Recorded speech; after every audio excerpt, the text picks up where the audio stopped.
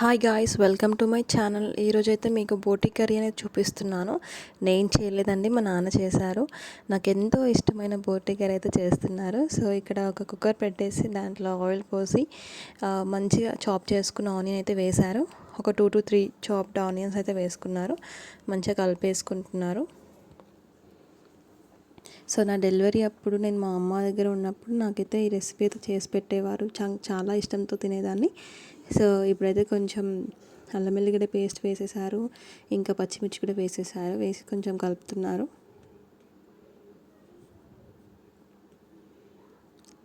ఇక్కడ కొంచెం కలిపేసి కొంచెం ఆనియన్స్ ఎర్రబడ్డాక బోటి అనేది వేసేస్తున్నారు. చూస్తున్నారు కదా వీడియోలో. ఎవరికైతే బోటి ఇష్టమో వాళ్ళు ఒక లైక్ చేయండి అండ్ కామెంట్ సెక్షన్లో కమెంట్ చేయండి.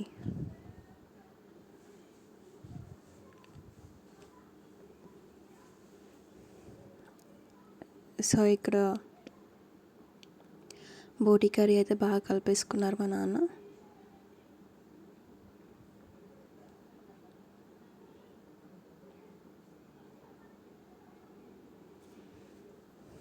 ఇక్కడ ఉప్పు అయితే వేసేసుకుంటున్నారు బోటీలో.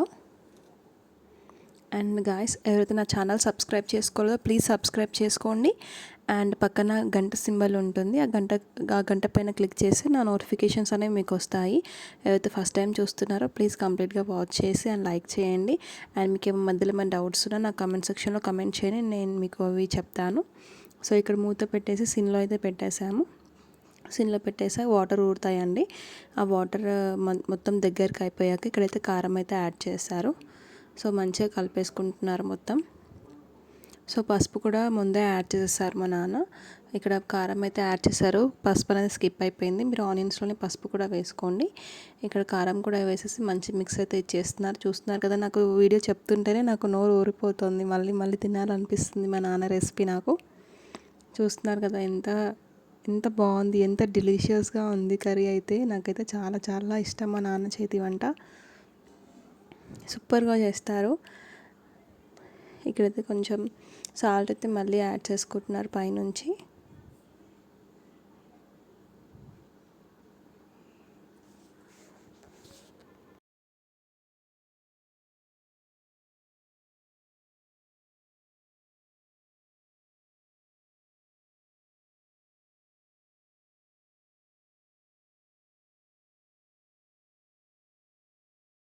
కొంచెం ధనియాల పొడి యాడ్ చేసుకుంటున్నారు. ఇప్పుడు ఒక 2 టేబుల్ స్పూన్ ఆఫ్ ధనియాల పొడి యాడ్ చేసుకుంటున్నారు.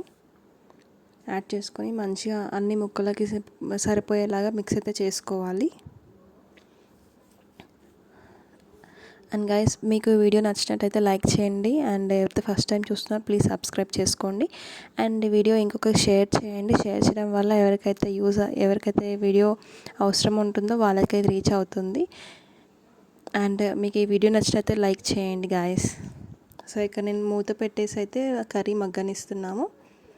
కర్రీ అనేది ఉప్పు కారం మగ్గాలి. మగ్గిన తర్వాత నేను టమాటోస్ ఉన్నాయి కదా, టమాటోస్ కట్ చేసి పెట్టుకున్నాము. ఒక టూ టమాటోస్ కట్ చేసినవి వేసేసాము.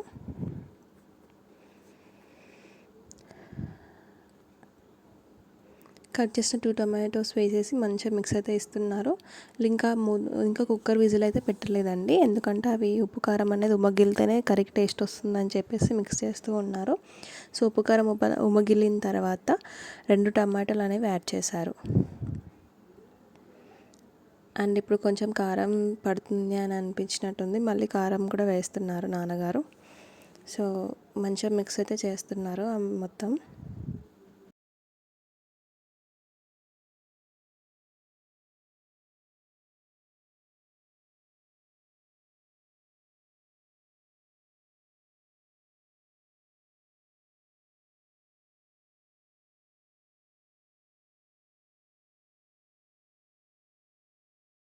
ఇప్పుడు కారం వేశారు కాబట్టి మళ్ళీ లిడ్ పెట్టేసి కొంచెం సిన్లో పెట్టి ఉడికిస్తున్నారు.